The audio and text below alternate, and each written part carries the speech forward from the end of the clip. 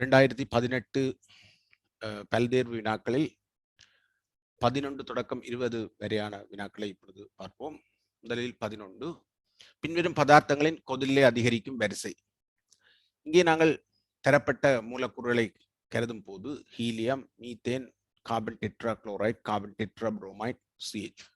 இங்கே பரீட்சிக்கப்படுற விடயம் எல்லா மூலக்கூறுகளும் முனைவாக்கமற்றதாகவும் ஓரணு வாயுவாகவும் இருக்கின்றது. ஆகவே இங்கே நாங்கள் கருதும் போது ஹீலியத்தின் சாரண திணிவு 2, மீத்தேனின் சாரண திணிவு 16, கார்பன் டெட்ராக்ளோரைடு, கார்பன் டெட்ராப்ரோமைடு, கார்பன் டெட்ராப்ரோமைடு, அடுத்ததாக SiH4, இது நாங்கள் பார்க்கலாம் 32.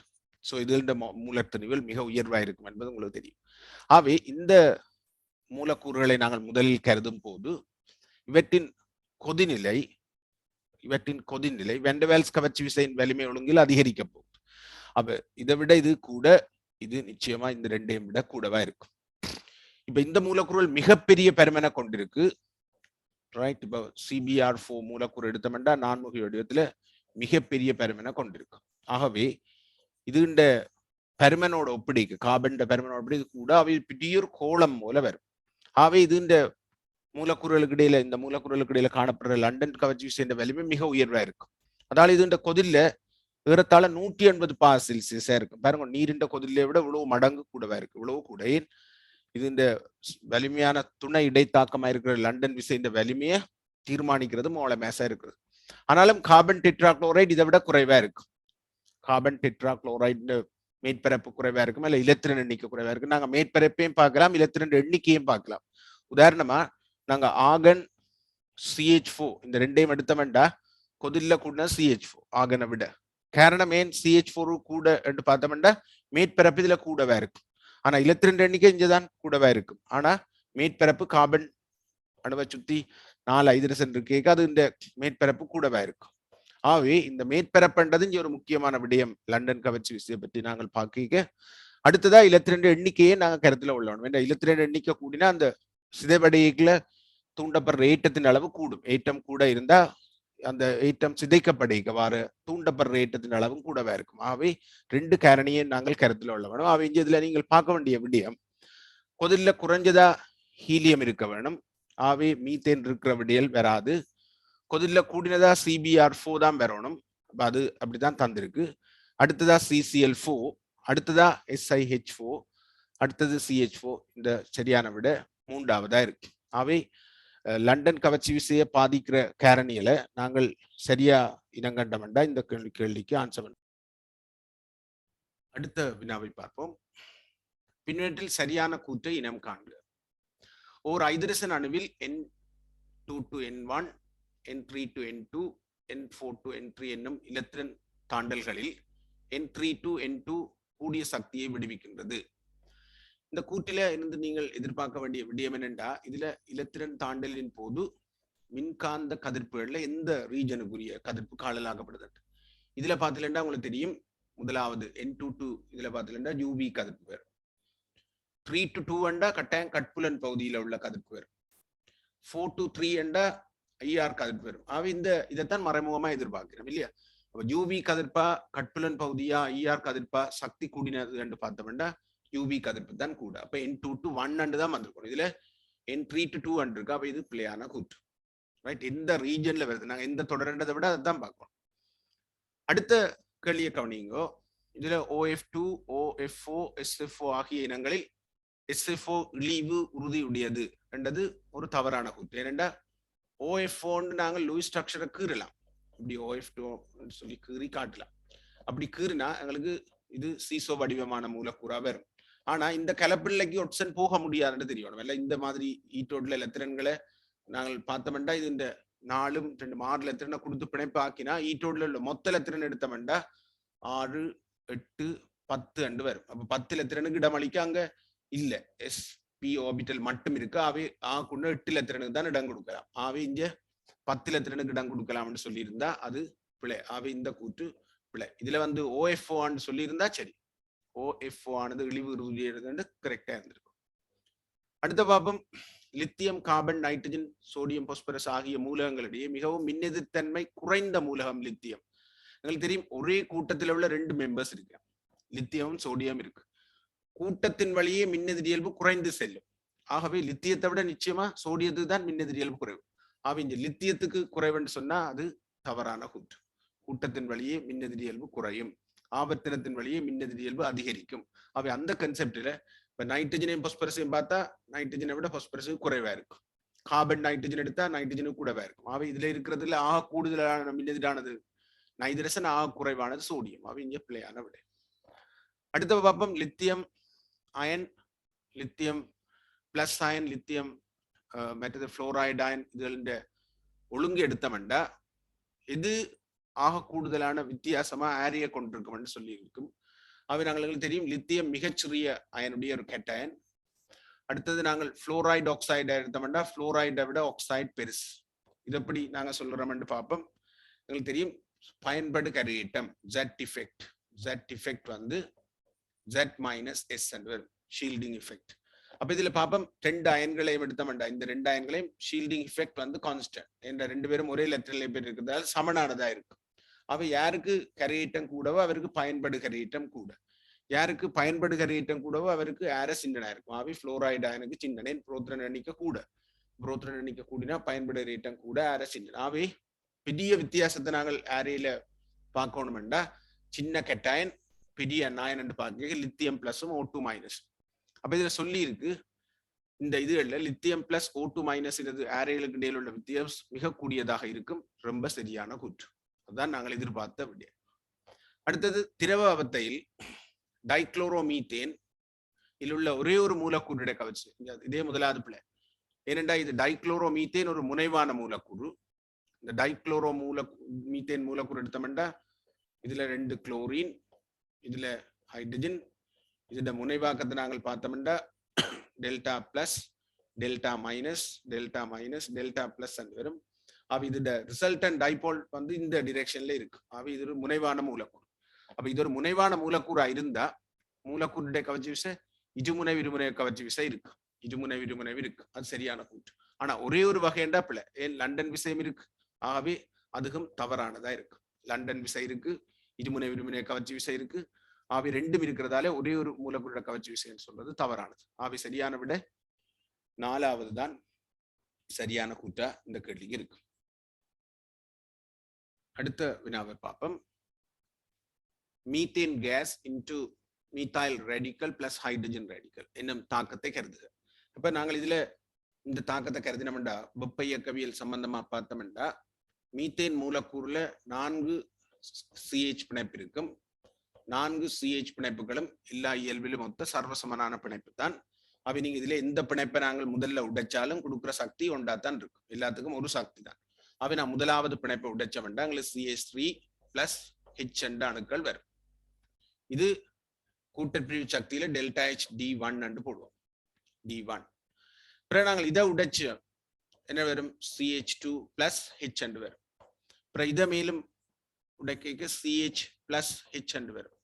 இதை உடைக்க எங்களுக்கு C பிளஸ் H என்று வரும்.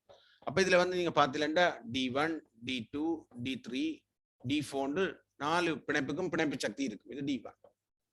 அப்போ எல்லா பிணைப்புகளும் சமனா இருந்தாலும் உடைக்க வலிக்கிட்டோம்னா என்ன நடக்கும்? ஒவ்வொரு பிணைப்பா உடைக்க பிணைப்பு சக்தியால் சமன் இல்லாம இருக்கும். அவை சராசரி பிணைப்பு சக்தி காண்றதுக்கு என்ன செய்வோம்? இந்த சக்தியில கூட்டுவோம். D1 plus D2 plus D3 plus D4 கூட்டி எல்லாத்தையும் 4ஆல பிரிச்சா தான் உங்களுக்கு சராசரி பெருமானம் வரும். 4ஆல பிரிக்கணும். ஏன் நாங்கள் ஒரு CH4 மூலக்கூறு கருதிக்க அதுல உள்ள எல்லா பிணைப்புகளும் சர்வசமனா இருந்தாலும் பிணைப்புகள் உடைக்கப்பட்ட பிறகு வர இனங்களுக்கு ஒரே மாதிரியான CH பிணைப்பு இருக்காது, வேறுபடும். அது கனகாரணம். நாங்கள் கலப்ப சொல்லலாம் அல்லது ஒட்சியேட்டன்னு சொல்லலாம். கனகாரணியில் மாற்ற போகுது. ஆகவே ஒரு CH4 மூலக்கூறுலேயே ஒவ்வொரு பிணைப்பும் வேறுபட்டதா நாங்கள் பிணைப்பு சக்தியை காண்றது காரணம் ஒவ்வொன்றையும் உடைக்க அது இயல்பு வேறுபட்டு கொண்டு போகும். உடைக்க முதல் எல்லாம் சமன் தான். இது 4ஐயும் ஒரே சந்தர்ப்பத்தில் பாய்க்க ஒரு பிணைப்பு சக்தி, இந்த பிணைப்பு சக்தி தான் இந்த 4க்கும் இருக்கும். ஆனா உடைக்க உடைக்க மாறிக்கொண்டு இருக்கும். ஆகவே இங்க இருக்கிற கூற்று இந்த ப்ரோசஸை மட்டும் கருதுனா இதைத்தான் நீங்க கருதலாம். இந்த செயல்முறைக்குரிய போல்ற மட்டும்தான் கருதலாம். ஆகவே முதலாவது CH பிணைப்பிற்கான ரைட் நியம பிணைப்பு கூட்டுப்பிணைப்பு போல்ற ஆகும். சரி, மிச்சம் எல்லாம் இங்க பிள்ளையா இருக்கும். இந்த அணு ஆதலண்டா பொதுவா நாங்கள் அந்த இதை பார்த்தோம்னா முழுக்க அணுக்களா மாறணும் வேணுமெண்டா, முழுக்க அணுக்களா உடையணும். அதோட ஆக்கக்கூற்று மூலகங்கள்ல இருந்து நாங்கள் அந்த உடைவு தான் நாங்கள் அணு ஆதல் வெப்பத்தை பிரயோகிக்கிறோம் நாங்கள். அதே மாதிரி முதலாம் அயனாக்க சக்தி என்று சொல்றது வாயினில உள்ள அணுக்களுக்கு தான் அல்லது அயன்களுக்கு தான் அது பொருந்தும். பிணைப்பு கூட்டு சக்தி மீத்தேன் என்று நாங்கள் சொல்லல என்னண்டா பொதுப்படையா 4 தரம் உடைக்க வேறுபட போகுது. அவை நியம பிணைப்பு கூட்டு என்பது போன்ற மாற்றம் என்றது பார்க்க சரி மாதிரி இருக்கும். ஆனால் அது பிழையான கூற்று. நியம மூலிகங்கள் உருவாதலின் வெப்போல்றை என்றது உருவாதலின் என்று வர்றது இங்க பிழை.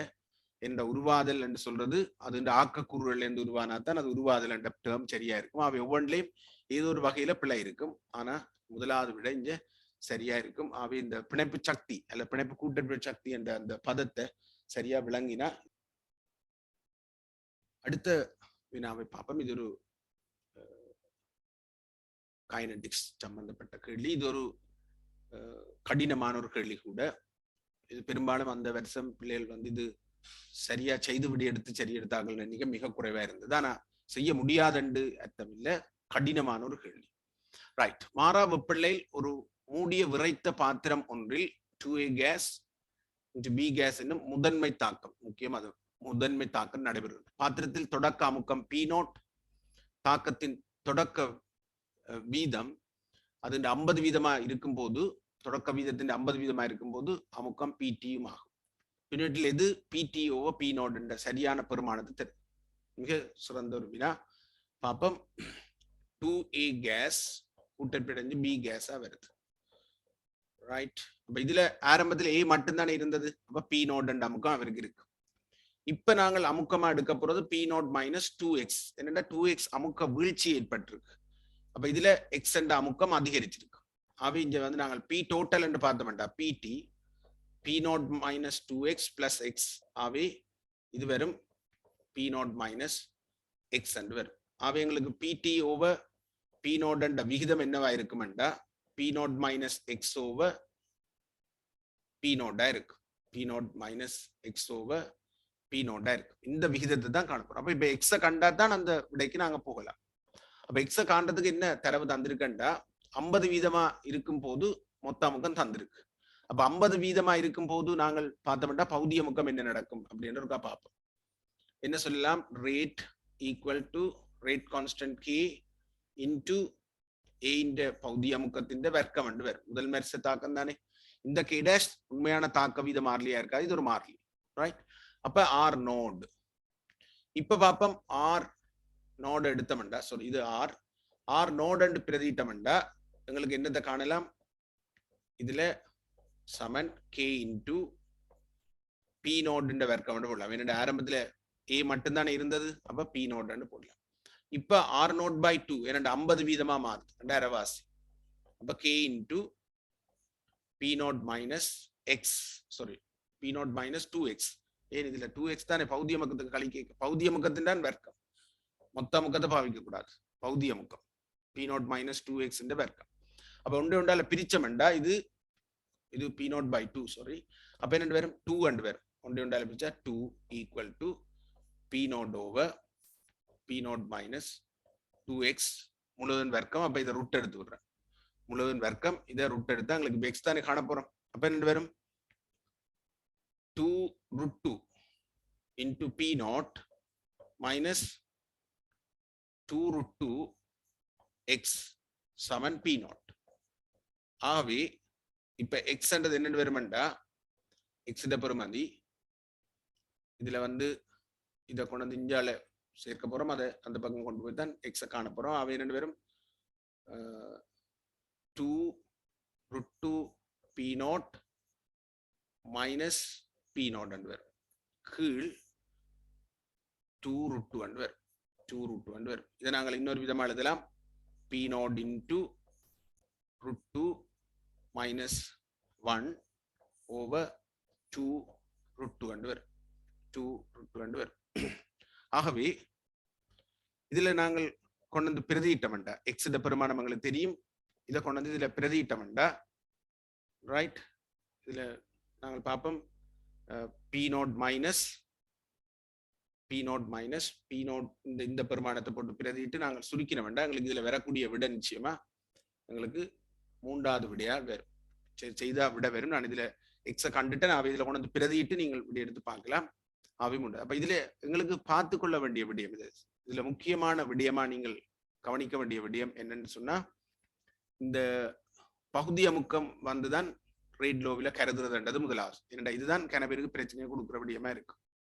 ரைட், இது இனிஷியல் ரேட், இது 50% தாக்க வீதம் இருக்கைக்குள்ள ரேட். அப்ப 50% இருக்க பி நோட் மைனஸ் 2x வரும் இதுல. ரைட், ஆகவே இதுல நாங்கள் இதை ஒன்றால பிரிச்ச வேண்டாம். √2 equal to P nought over P nought minus 2x என்று வரும்.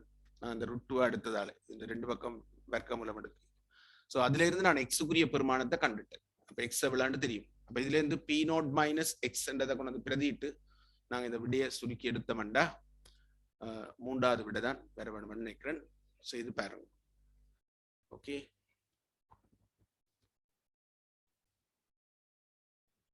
இப்ப கவனிக்கலாம். தொடர்ந்து அந்த கேள்வியை நான் பிரதிட்டு இருக்கிறேன்.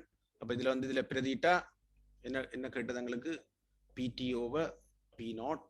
அதுல பிரதிடுறேன் பி நாட் மைனஸ் எக்ஸ் தான் பிடி. எக்ஸுக்காக வேண்டி இந்த இதை கொண்டு வந்து இதுல பிரதிட்டு இருக்கிறேன் ஓவர் பி நாட். இந்த பி நோட்டை பொது எடுத்தா வெட்டுப்படும். இப்ப பி நாட் எல்லாம் வெட்டுப்பட்டா என்னடா இதுல இதுல வந்து இப்படித்தான் பார்த்துருக்கேன். ரைட், ஆவே இதுல பொது எடுத்து வெட்டலாம் ஷூரா. அப்படி வெட்டின வேண்டா எங்களுக்கு வெறும் √2 மைனஸ் √2 + 1 வரும். இது அழிக்க அப்படி சுருக்கின வேண்டா கடைசியா √2 + 1 ஓவர் 2√2 3வது விட வரும். அவ இதுல வந்து திறமை வந்து இந்த எக்ஸை கண்டுபிடிக்கிறது தான். ரைட், இந்த எக்ஸை கண்டுபிடிச்சா இந்த கேள்விக்கு விடை எடுக்கிறது கடினமா இருக்காது. இந்த 2√2 வார விடையே நீங்க பார்த்துருந்தா ஒரு விடை தான் வருது. ஸோ அதை கவனமா பார்த்தாலும் விடை எடுத்திருக்கலாம். ரைட், அடுத்த கேள்வி 15வது கேள்வி பார்ப்போம். பிகே பெருமானங்கள் ஒரே 4.7 5.0 உள்ள மென்னமிலங்கள் HA HB ஆகியவற்றின் ஒரு சமமூலர் நீர்க்கரைசல். ஒவ்வொரு அமிலமும் 1 மோல் பெர் டெசிமீட்டர் கியூப் அப்படி இருக்கிற சமமூலர் கரைசல் இப்ப சமநிலையில இருக்கு. Log A minus over B minus என்னும் பெருமானம் அண்ணளவாக சமனா இருக்கிறது என்று கேட்டிருக்கு.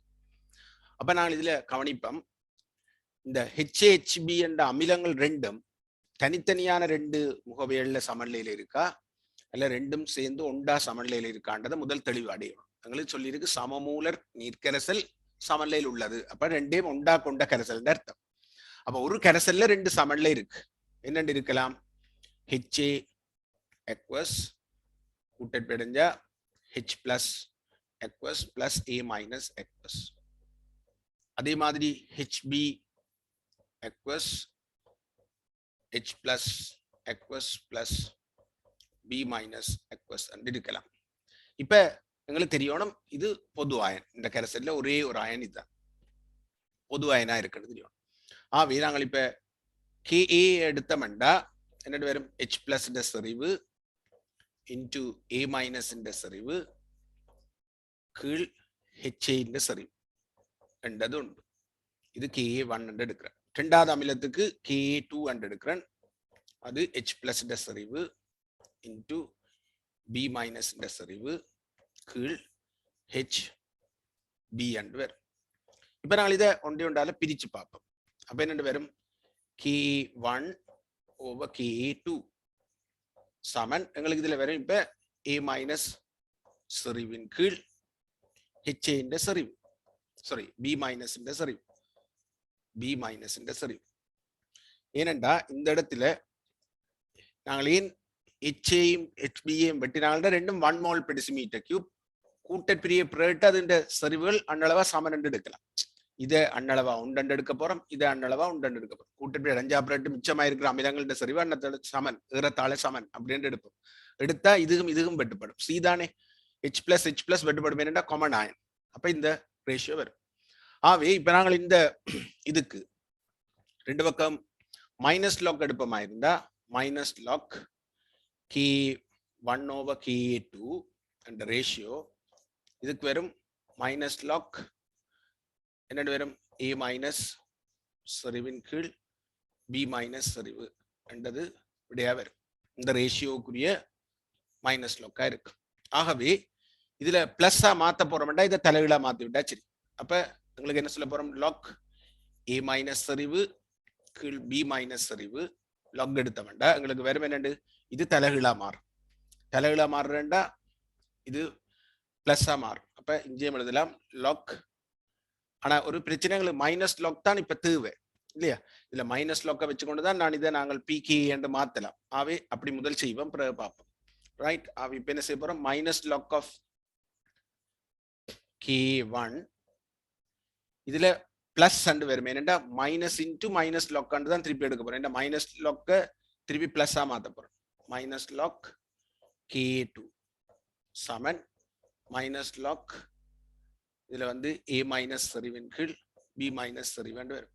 அவ இதுக்கு வந்து pk1 சாரி இதுல மைனஸ் வரும் இல்லையா. அப்பதான் மைனஸ் இன்டு மைனஸ் பிளஸ் வரும். ரைட். ஆவே இதுல நாங்க பார்த்தோம்னா pk1 மைனஸ் pk2 சமன் minus log a minus over b minus வரும். இதுல வந்து 4.7 சமன் மைனஸ் லாக் a மைனஸ் சரிவின் கீழ் b மைனஸ் சரிவன் வரும். அப்ப இது சய என்ன வரும், 0.3. அப்ப இதுல பிளஸ் இதை மாத்திக்க எங்களுக்கு 0.3 வரும். சோ அப்ப இந்த கேள்வியில விட வந்து இப்ப 3வது இதை பல முறைகள்ல செய்யலாம், இதை வேற மாதிரியும் செய்யலாம். ஆனா இதுல எங்களுக்கு தெரிய வேண்டிய முக்கியமான விடயம் என்ன, ஒரே கேன்சல்ல தான் இது வந்திருக்கு இந்த சமன்ல. அப்பதான் இந்த சரிவை சமப்படுத்துறோம். H பிளஸ் சரிவு சமனா இருக்கு. நீங்கள் இதுல எழுவாய் மாற்றம் செய்து H பிளஸ் சமப்படுத்தி போட்டு செய்து கொண்டு போனாலும் இதே தான் விட வரும். இதுல ஒரு பிரச்சனை, இது மைனஸ் லாக் எடுக்கிற அந்த இது வந்து இதுல குழப்பி கொண்டிருக்கும். கவனமா இருந்தா சரி. மற்றபடி ஓகே. இதுல என்ன நடந்திருக்கு பாருங்க, மைனஸ் லாக் ஆஃப் k1 எடுக்கலாம். இது கீழே இருக்கிறதால minus minus minus log of k2 வரும். மைனஸ் லாக் ஆஃப் k2 வரும். அப்ப இதுல ஒரு மைனஸ் வரும் விளங்கும். அப்ப minus log of k1 pka1 minus minus log of k2 pka2. அவ இந்த pka1ல இருந்து pka2 கழிச்சவண்டா 0.3 வரும். இங்க இருக்கிற minus log a minus over b minus தான் அந்த பெருமானம். அவ இதை பிளஸ்ஸா மாத்தி எங்களுக்கு எடுக்கணும்டா, இதை பிளஸ் மைனஸால பெருக்கணும். அவ எங்களுக்கு 0.3 வரும். இருக்கா வடிவா நீங்க விளங்க பாருங்க. இதுல வேற ஐடியாவில் யோசிக்கிறார்களுக்கு விடையே வராது. இது கொஞ்சம் கடினமான கேள்வி. பாருங்க 2018ல வந்து நல்ல கேள்விகள், அவத்த சமன்ல கேள்வி அல்லது கைனடிக்ஸ்ல வந்த கேள்வி அல்லது இந்த கேள்வி எல்லாம் பொதுவா மாணவர்களுக்கு பெரிய வேறுபாட்டை ஏற்படுத்தின இதாத்தான் நான் பார்ப்பேன். ரைட். அவன் அந்த கேள்விகள் மாதிரி கொஞ்ச நாள் வராம இருக்கிறது ஒரு அதிர்ஷ்டமா தான் இருக்கும். அவை அதுல திருப்பி திருப்பி பாருங்க. ரைட். அடுத்ததா பார்ப்போம் 16வது கேள்வி. ஃபீனால் பற்றிய கூற்றுகளில் பொய்யான கூற்றை தெரிவு செய்ய போறோம். நாங்கள் இப்ப பொய்யானதா இருக்கும், அப்ப மிச்சம் எல்லாம் சரியான கூற்றுகளா இருக்கும். ஃபீனால்ன்றது ஒரு அரோமேட்டிக் சேர்வை. ஆல்கஹால்ல இருந்து வேறுபட்ட இயல்பை காட்டுறதுக்கு இது இந்த பரிவு ஒரு காரணம். தனிச்சுள்ள திறனை கொடுத்து பென்சீன் வளையத்தோட பரிவுக்கு உட்படுறதால இதுல பகுதிரட்ட பிணைப்பு தன்மை ஏற்படும். ஸோ அது மாத்திரமில்லை, இது இந்த பரிவு காரணமா H பிளஸ் இழந்து உறுதியான ஒரு அயனை தோற்றுவிக்கும். அவை இது இந்த அமில இயல்பு ஆல்கஹாலை விட கூடவா இருக்கும் எங்களுக்கு தெரியும். என்னடா ஆல்காக்சைடு என்ற உறுதி குறைவா இருக்கும், ஃபீனேட்டா என்ற உறுதி கூடவா இருக்கும். ஆகவே ஃபீனேட்டா எனக்கு உறுதி கூடவா இருக்கிறதால இது இந்த அயனாக்கம் கூட வேலை பக்கமா நடந்திருக்கும். ஏன்னா ஃபீனோல் சார்பாக ஃபீனேட்டா என்ற உறுதி வந்து ஆல்கஹாலு சார்பாக ஆல்காக்சைடு என்ற உறுதியிலும் பார்க்க கூடவா தான் இருக்கும். ஆகவே ஆல்கஹால்களை விட ஃபீனோல் அமிலத்தன்மை கூட. ஆனாலும் இந்த ஃபீனோல் என்ன செய்யாது, சோடியம் பைகார்பனேட்டோட தாக்கம் அடைகிற அளவுக்கு வெறுட்ட அமிலத்தன்மை இல்லை. சோடியம் பைகார்பனேட்டோட கார்பாக்சிலிக் ஆசிட் மட்டும்தான் எங்களுக்கு பிரதியீட்டு கூட்டங்கள் ஒன்றும் இல்லாம இருக்க தாக்குறதா இருக்கும். ஆகவே இதுல உள்ள கூற்றுகளை பார்ப்போம். எத்தனாயில் குளோரைடுடன் தாக்கமுற்று எசுத்தரை தரும். உங்களுக்கு தெரியும் இதுக்கு டிரெக்டா கார்பாக்சிலிக் அமிலத்தோட தாக்கம் இல்லை. ஏனென்றா அந்த தாக்கத்தின் வீதம் கணிசமான அளவில் எசுத்தர தர இல்லை. ஆனா இந்த குளோரின் சிறந்த நீங்கும் கூட்டமா இருக்கிறதால அமில குளோரைடுக்கு இது எசுத்தர தரும். அமில குளோரைடை நாங்க போடுவோமா இருந்தா அந்த குளோரினை பிரதியிட்டு போட்டு இதுல வந்து ஃபீனைல் எஸ்டர்ஸ் என்று சொல்ற வரும். ஃபீனைல் எஸ்டர் என்று வரும். இது ஃபீனைல் அல்கைல் கூட்டம் பார மாதிரி இந்த ஃபீனைல், ரைட். ஃபீனைல் எஸ்டர்ஸ் வரும். ஆகவே எசுத்தரை உருவாக்கக்கூடியதுன்றது சரியானது. அடுத்த பாப்பம் புரோமின் நீருடன் தாக்கமுற்று வெண்ணுற விடுபடி தரும். என்னடா வளையத்தை வலிமையா ஏவுற ஒரு கூட்டம். ஆவே நாங்க புரோமின் நீரை போட்டோம்டா நடக்கும் 246 ட்ரைப்ரோமோ ப்ரொடக்ட் வரும். ஆவே அது இந்த மோலமாஸ் சரியான கூட. ஆவே இது நீர்ல கருதுறேன்னா அது குறைச்சிடும். பெரிய மோலமாஸ் வந்தோடனே எங்களுக்கு அது இந்த கருதுறன் மோசமா குறைஞ்சிட்டு. ஆகவே ஃபீனால் புரோமின் நீரோட குளோரின் நீர் ரெண்டோடையும் தாக்கமுற்று வெள்ள விடுபடியை கொடுக்கும். புரோமின் நீரோட விரைவான தாக்கமா இருக்கும். இதோட தாக்கமுற்று CO2 விடுவிக்குதுன்றது பொய். NaOH முன்னிலையில் பென்சீன் டைசோனியம் குளோரைட்டுடன் பரிகரிக்கும் போது நிறமுள்ள சேர்வை தருகின்றது கரெக்ட். ஏனென்றா இது ஒரு இலத்திரன் நாடியா தொழில்படும். இது ஒரு இலத்திரன் நாடியா தொழில்படும். அப்ப நாங்கள் பார்க்கலாம் ஃபீனோல இதையும் போட்டோம்டா பென்சீன் டைசோனியம் குளோரைடையும் போட்டோம்டா என்ன நடக்கும்? இதுக்கு எதிர்ப்புறமா இருக்கிற ஃபீனால் கூட்ட இணைஞ்சிருக்கிற கார்பனுக்கு எதிர்பக்கமா இருக்கிற கார்பன்ல பென்சீன் டைசோனியம் உப்பு தாக்கி இப்படி ஒரு சாயத்தை தரும். இந்த சாயம் வந்து செம்மஞ்சள் நிறமா இருக்கு. ஆகவே நிறமுள்ள சாயம் வர்ற தாக்கமா அதை பார்க்கலாம். ஆகவே அதுவும் சரியான கூற்று.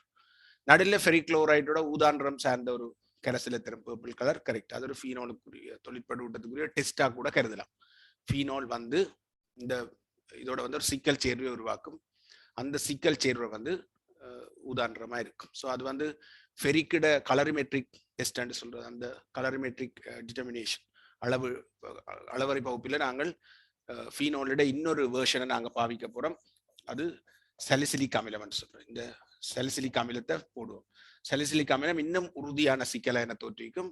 அதுக்கும் இதே மாதிரி ஒரு பர்பிள் கலரேஷன் தான் அதுக்கும் இருக்கு. ஆகவே ஃபீனோலோட அல்லது ஃபீனால் சார்ந்த இந்த கூட்டங்களோட தாக்கம் தரும். ஆகவே இதுல பொய்யானது மிக தெளிவானது. கார்பன் டை ஆக்சைடை விடுவிக்க முடியாதுன்னு உங்களுக்கு தெரியும். ஆகவே இதுக்கு சரியான விட 3வது. அடுத்த கேள்வியை கவனிங்கோ. ஒரு தாக்கத்தின் அரைவாழ்வு காலம் என்பது அரைவாழ்வு காலம் என்பதுன்ற டெபினிஷன் என்பது நடக்கும் தொடக்க செறிவின் அரைவாசி ஆரத்துக்குரிய நேரம். செறிவு தொடக்க செறிவின் அரைவாசி ஆரத்துக்குரிய நேரம் அரைவாழ்வு காலம். நாங்கள் அரைவாழ்வு காலம் பற்றி பார்ப்போமா இருந்தா 3 தாக்கத்துக்குரிய அரைவாழ்வு காலம் தெரிஞ்சிருக்கிறது நல்ல ரைட். பாடத்திட்டத்தில் ஃபோக்கஸ் பண்ண விடயம் வந்து 3 அரைவாழ்வு காலம். ஆனா கணித்தலுக்கு நாங்கள் பொதுவாக இப்ப 1ஆம் வரிசை தாக்கம் தான் பார்க்க போறோம். அப்ப 1ஆம் வரிசை தாக்கம் 2ஆம் வரிசை தாக்கம் பூஜ்ய வரிசை தாக்கம் என்று பார்ப்போம்டா. பூஜ்ய வரிசை தாக்கத்துக்கு தாக்க வீதத்துக்கும் செறிவுக்கும் உள்ள தொடர்பை பார்த்தோம்டா, தாக்கீட செறிவுக்கும் உள்ள தொடர்பை பார்த்தோம்டா ரைட். சாரி, செறிவுக்கு நேரத்துக்கும் உள்ள கிராஃபை பார்ப்போம். அதெல்லாம் இந்த அரைவாழ்வு காலத்தை காட்டலாம். செறிவுக்கும் நேரத்துக்கும் உள்ள கிராஃபை பார்ப்போம். சி வர்சஸ் டைம் பார்த்தோம்டா எப்படி வரப்போகுது? இது இப்படி வரும். அதாவது அரைவாழ்வு காலம் மாறும், ஆனா தாக்க வீதம் மாறாது. இதுக்கு 2ஆம் வரிசை தாக்கத்துக்கு குயிக்கா குறைஞ்சிடும் முதல்ல, அப்புறம் மெதுவா குறையும்.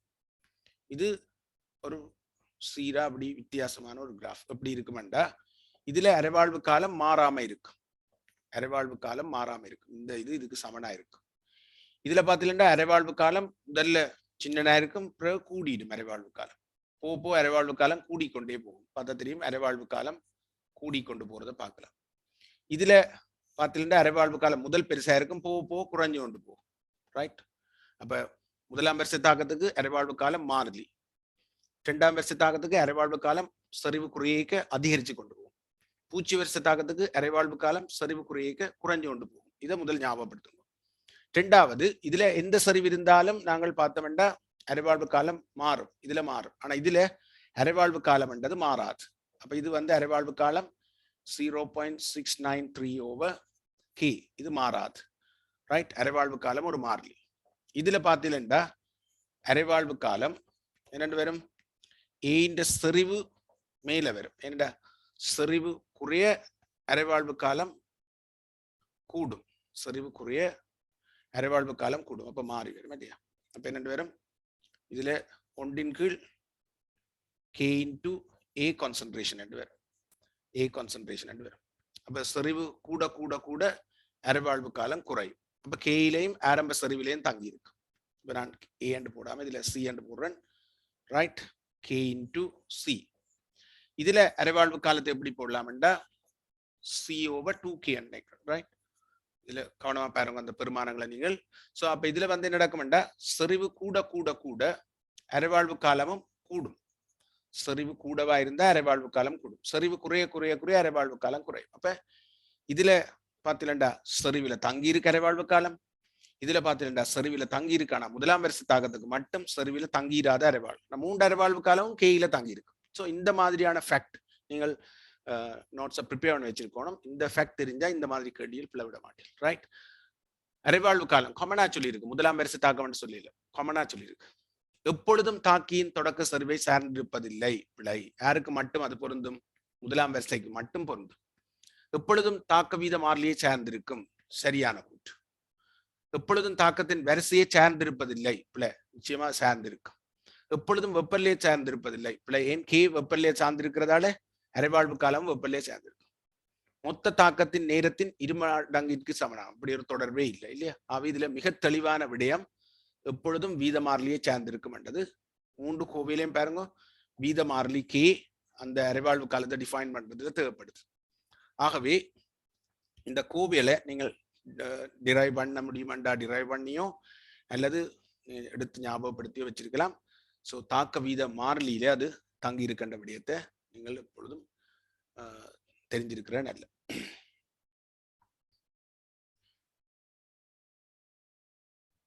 அடுத்த கேள்வியை பார்ப்போம். 18வது.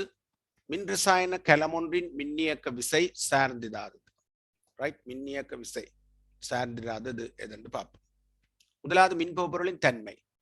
நிச்சயமா மின்னியக்க விசை மின்பொருளின் தன்மையில தங்கி இருக்கும். வெப்பநிலை தங்கி இருக்கும். மின்பொருளின் செறிவு தங்கி இருக்கும். மின்வாய்களின் மேற்பரப்பின் அளவு அதுல தங்கி இருக்காது. மின்வாய்களை உருவாக்கிய உலோகங்களின் வகை அதுல தங்கி இருக்கு. ஸோ அப்ப எங்களுக்கு தெளிவா தெரியும் மின்வாய்களின் மேற்பரப்பின் அளவிலேயோ அல்ல மின்வாய்களை நாங்கள் பிளேஸ் பண்ணி இருக்கிற வேறாக்கத்திலேயோ அல்லது குறுக்கோட்டு பரப்பிலையோ ஒன்றிலையுமே தங்கியிருக்கா. மேற்பரப்பளவு அல்லது குறுக்கோட்டு பரப்பல உயரம் அப்படியான இதுல மின்வாயை பொறுத்து தங்காது. ஆனா இதுல பார்ப்போம் மின்பொருளின் தன்மை என்றது என்ன? மின்பொருளின் செறிவு வேறுதானே. மின்பொருளின் செறிவு வேறு.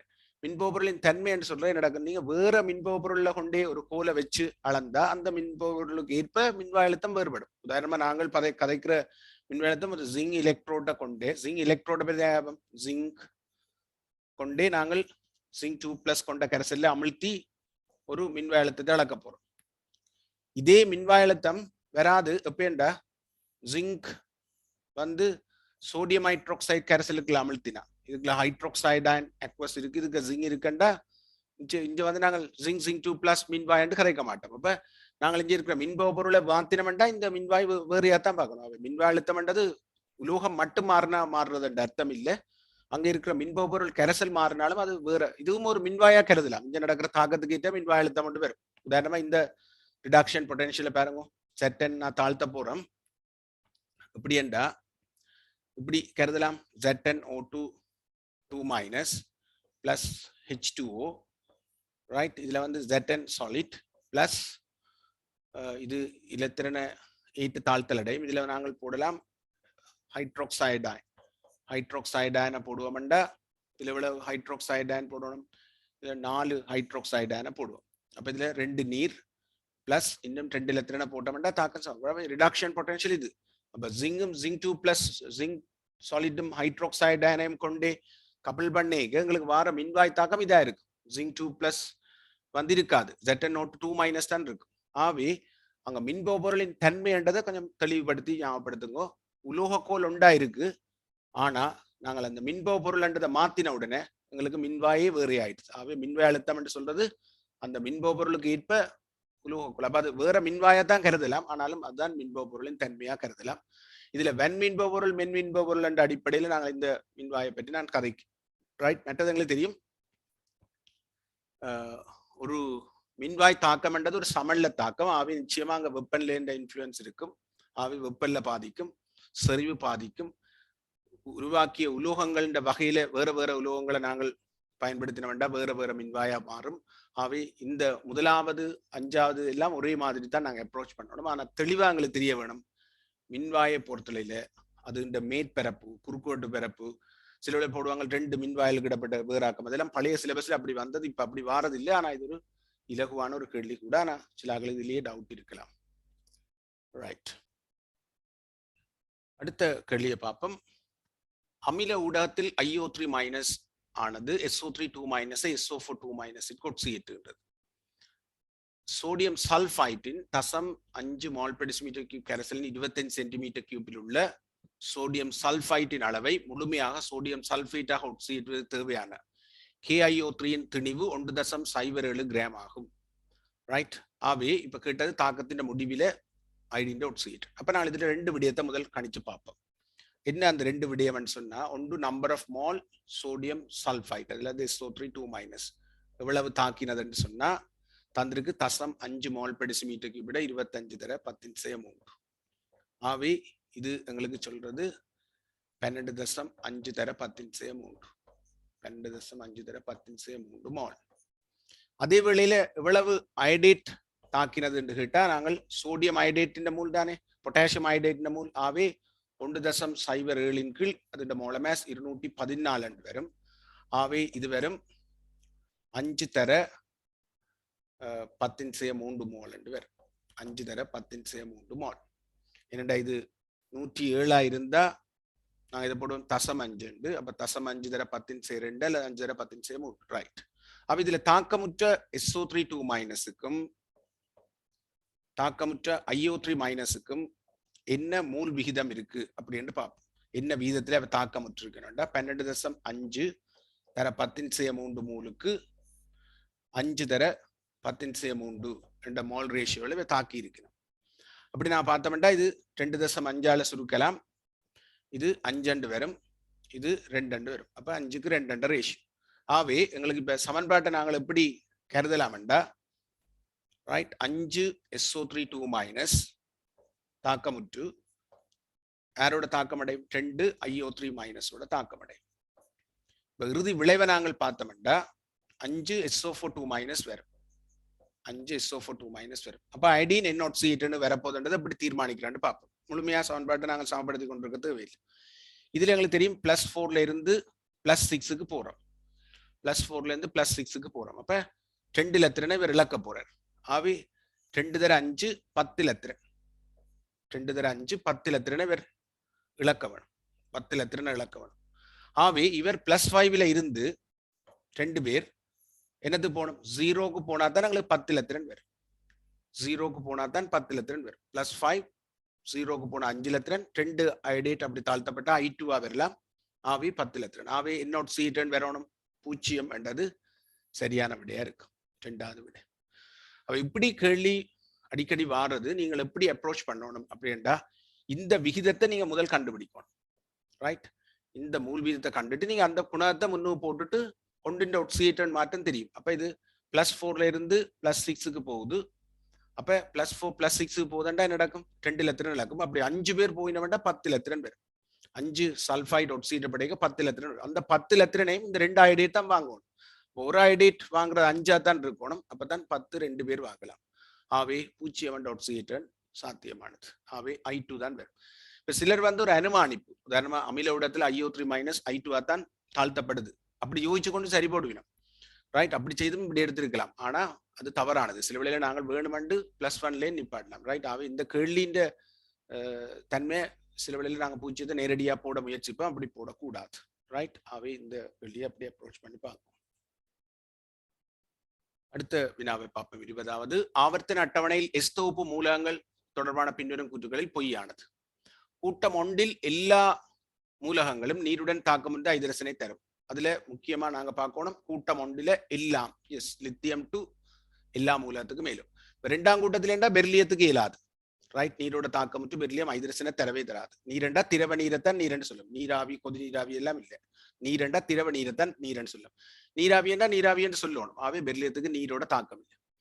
லித்தியம் தவிர்ந்த கூட்டம் 1 ஏனைய எல்லா மூலகங்களும் ஐதரசனோட தாக்கம் மறுதலியா தான் இருக்கும். என்ன நடக்கும், லித்தியம் மட்டும்தான் தாக்கும், ஏனையவை தாக்காது. நைதரசன் கூட்டம் 1 லித்தியம் மட்டும்தான் தாக்கும், ஏனையவை தான் தாக்காது. அப்ப அது பிழையான கூற்று.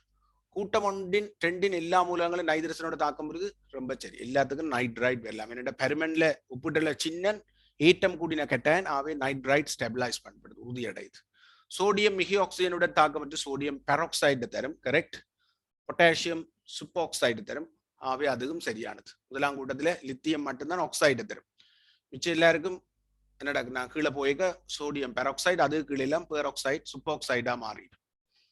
S தொகுப்பில் உள்ள எல்லா மூலகங்களும் சிறந்த தாழ்த்தி நிச்சயமா அதுவும் சரி. எல்லாருமே சிறந்த தாழ்த்தி அவையின் ஒழுங்கு கூட்டத்தின் வழியை கீழ் நோக்கி தாழ்த்தல் வலு அதிகரிக்கும். ஆனா விதிவிலக்கா லித்தியம் ஆக கூடுதலான தாழ்த்தும் வலுவை கொண்டிருக்கும். ஸோ அதெல்லாம் தெரிஞ்சிருக்கணும். அவ இதுக்கு வந்து ஒரு தவறான விட பொய்யானது. லித்தியம் மட்டும்தான் நைட்ரசனோட தாக்கம் என்றதை மாறி சொல்லியிருக்கு. சில வேளையில அந்த மாதிரி நாங்கள் வாசிக்க வேகமா லித்தியத்தை தான் சொல்லினா மற்ற தாக்கான்னு பிள்ளை விட்டுரும். அதை கவனிச்சு செய்தா சரி.